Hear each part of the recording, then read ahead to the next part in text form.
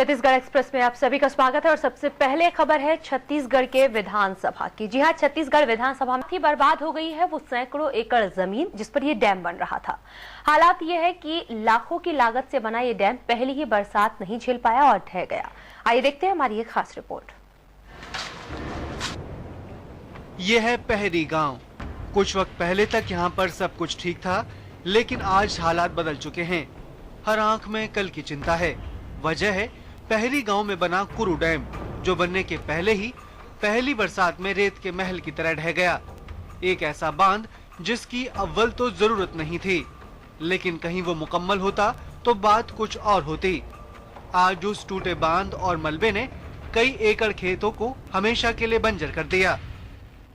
बांध फूट गई तो है, बीड़ा मर गई, खेत में बर्बाद हो गई। हाँ तो बीड़ा फाट गई दुगाराम का। बांध की दीवारें अब मलबे में तब्दील हैं और डैम को बांधने वाली दीवारें पानी की हर लहर के साथ दरक रही हैं। आज किसानों की आंख में सिर्फ सवाल है तो अपने भविष्य को लेकर। बांध क्यों बहा, इसके लिए अधिकारियों के पास सारे तर्क हैं, सिवाय इसके कि वो अपनी गलती माने। देखिए, एक तो अति वर्षा है, आप तो जानती, पानी और आग, जो दो चीज ऐसी होती है इससे बचना बड़ा मुश्किल होता है। एकाएक इतनी बारिश हो चुकी कि मालूम हुआ कि लगभग 24 घंटे में 72 सेंटीमीटर वर्षा हुई वहां पे। लेकिन मामला अब सिर्फ बहानों और आश्वासनों से संभलने वाला नहीं है। सरकारी योजनाओं का हश्र कुछ इसी बांध की तरह सरगुजा में होता है। कागजों में ये बांध 75 लाख से अधिक कीमत का है, लेकिन हाल ये है कि पहली बारिश का मौसम आया, बारिश की पहली बूंदों ने ही इस पूरे डैम को टुकड़ों टुकड़ों में बांट दिया है।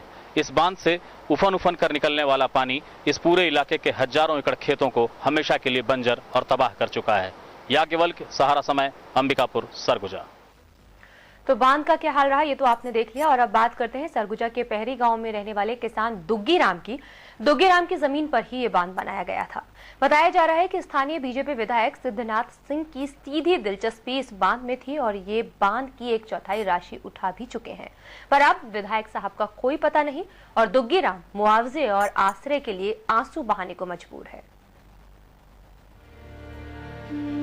इस टूटे बांध और दुग्गीराम में बहुत कुछ मिलता जुलता है।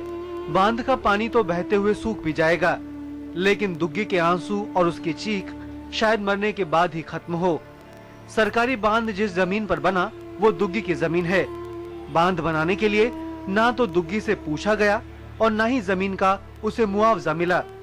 दुग्गी रोज आता है, जमीन खोजता है और सिर्फ रोता है।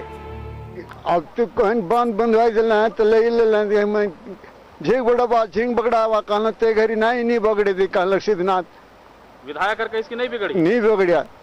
एक अलावा तो जमीन है। हाँ, कहाँ रोहतक ले मैं काले दिन रात गुनान करता हूँ साहब, कुकुर लखे जियत रहो। दुग्गी अपनी फरियाद लेकर उस विधायक के पास भी पहुंचा, जिसकी खास रुचि से ये बेवजह का बांध बना। कुछ नहीं बोली, भेंटे नहीं हो कौन काकर से बोलो। अब कैसे घर परिवार कैसे पोस बेते?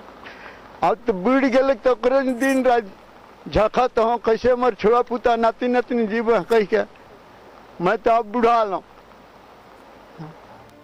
सहारा समय की टीम ने जब इस मामले पर अधिकारियों से बात की तो उनका जवाब कुछ और ही था। प्रशासकीय सुविधा प्राप्त होने के बाद टेंडर भी हो चुका था उसका।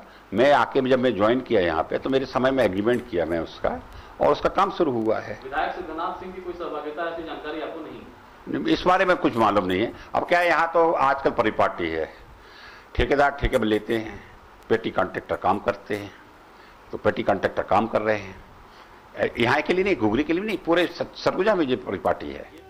इस गांव को डैम की जरूरत ही नहीं थी, लेकिन सच ये है कि ऐसे निर्माण कार्य के लिए ठेका विधायक ऊंची राशि पर स्वीकृत कराते हैं और अपने चहेतों को दिलाकर रकम की बंदर बांट करते हैं। अब इस फेर में कोई जिए या मरे इनकी बला से। कई किसानों को रोजगार और उनके खेतों के लिए पानी पहुंचाने वाला बांध तो नहीं बचा, उसके साथ साथ दुग्गा की उम्मीदों का भी अब कोई आसार नजर नहीं आता। ये बांध जिस पर बना है ये दुग्गा की निजी जमीन है और इस जमीन का न कोई मुआवजा इसे मिला और न इस जमीन पर बांध बनाने के लिए इससे कोई अनुमति ली गई। ये आज भी इंतजार कर रहा है इंसाफ का मुआवजे का, अपने खेत का, अपने जमीनों का, लेकिन अब तक अगर कुछ मिला है तो सिर्फ और सिर्फ निराशा। याज्ञवल्क्य, सहारा समय, सरगुजा।